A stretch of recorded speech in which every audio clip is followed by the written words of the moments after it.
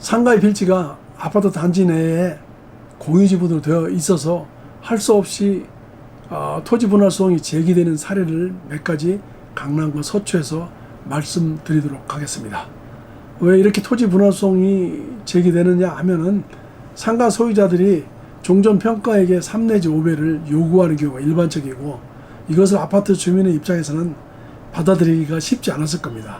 그래서 토지 분할 소송을 이제 상가하고 협의를 통해서 요구를 하는데, 이를 받아들이지 못하는 경우에는 토지 분할 소송으로 간다라는 것을 설명을 드리겠습니다. 특별히 상가하고 아파트의 경우는 분할 소송을 편리하게 하기 위해서 민법상에 있는 공유토지 분할 소송이 아닌 도시정비법상의 별도의 특별 규정을 두고 있습니다. 이 법 67조에는 이렇게 되어 있어요. 법 조문을 좀 읽어 드릴게요. 사업시행자 또는 추진위원회는 다음 각호의 어느 하나에 해당하는 경우에는 그 주택단지 안에 일부 토지가 건축법 57조에도 불구하고 분할하려는 토지 면적이 각 조에서 정하고 있는 면적이 미달되더라도 분할을 할 수 있다, 이렇게 되는 것이거든요. 근데 특히 여기서 중요한 것은 누가 분할 소송을 제기하느냐인데, 그 소송의 주체는 사업시행자 또는 추진위원으로 되어 있다는 것이죠. 그래서 앞에 있는 사업시행자하고 추진위원회가 똑같이 토지 분할 소송을 할 수 있는데 그 여건은 다릅니다. 여건이 왜 다르냐면은, 추진위원회의 경우에는 조합설립의 동의 요건을 충족시키기 위해서 필요하기 때문에 사실은 분할 소송을 제기하는 것이고요. 사업시행자는 사업시행 계획 인가의 동의 요건을 충족하기 위해서 이미 조합 설립이 되어 있는 상태에서 또 상가를 분할하도록 하는 특례 조항을 뒀던 것이죠. 그래서 지금 제가 창립총회 및 조합 설립을 할 때의 분양의 경우에는, 토지 분할의 경우에는, 특히 분쟁의 경우에는 이때는 사업시행자는 해당이 안 된다는 점을 유념하시기 바랍니다.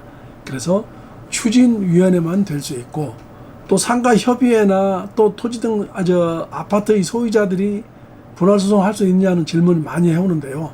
우리 법문상에서 67조에서는 추진위원회밖에 할 수 없다는 점을 여러분한테 알려드립니다. 특히 그래서 이 점을 알고 있는 상가협의회에서는 추진위원회 단계에서는 사실은 동의를 해주다가 마지막 토지 분할 소송의 비용을 사실은 부담하지 않기 위해서 기다리고 있다 총립총회 때 반대를 해서 추진위원회가 소송을 걸어오기를 기다리는 케이스도 있다는 거 알고 계셨으면 합니다. 여기에서는요, 특히 지정개발자인 신탁사가 사업 초창기 사업 시행자로 됐을 경우에는 조합을 구성하지 않기 때문에 사실은 이 67조에 의한 조문에 의해서 조합 설립을 받을 수 있도록 이렇게 분할을 할 수가 없어요. 그래서 이 조문은 신탁사가 사업 시행자인 경우에는 토지 분할 소송을 적용받지 못하는 점에 대해서 유념하시기 바랍니다. 목동의 모 단지의 경우에는 사실은 지정개발자인 신탁사가 많이 토지 분할 소송을 할 때 이 부분은 걸림돌이 돼가지고 현재 이 법을 좀 바꿔달라 해가지고 그 개정안이 올라와 있긴 합니다만은 아직 통과 여부는 불투명합니다. 그리고 말씀드리듯이 사업 시행자가 토지 분할 소송을 하는 경우는 이렇게 되어 있다고 말씀드리겠어요. 건축위원회 심의를 거쳐서 사업 시행 인가를 받도록 하는 동의를 위한 토지 분할 소송이 있는데, 이 부분은 제가 별로 본 적이 없어요. 거의 창립총회 때 상가하고의 불협화음으로 인해서 또는 큰평양하고의 불협화음으로 인해서 분할 소송을 하는 사례는 있다라고 보시면 되고요. 기본적으로 이 소송이 끝까지 간 사례는 별로 못 봤어요. 왜 못 봤냐면은 1심까지 갔다가 사실은 취하하고 결국은 통합되는 사례가 거의 대부분이었다.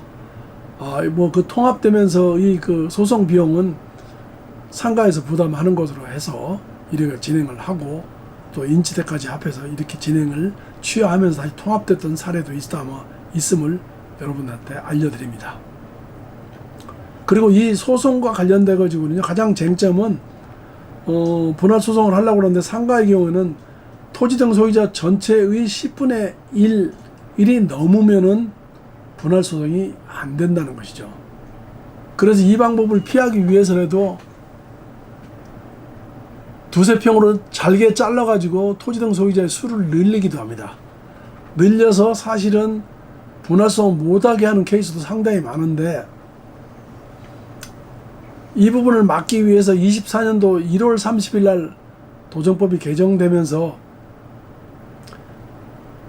막고는 있습니다만은, 이 조문은 24년 1월 30일 이후에 쪼개진 것들에 대해서 막고 있어서 기존에 이미 이루어졌던 것들에 대해서는 효과가 제한적이라 사실은 쟁점이 많이 있다, 이렇게 기억을 해 두시면 되겠습니다. 다만 법 개정 이후에 늘어난 것들에 대해서는 그 수에서 제외할 수 있도록 특례 규정을 두고 있기 때문에 여러분들 유념하셨으면 합니다.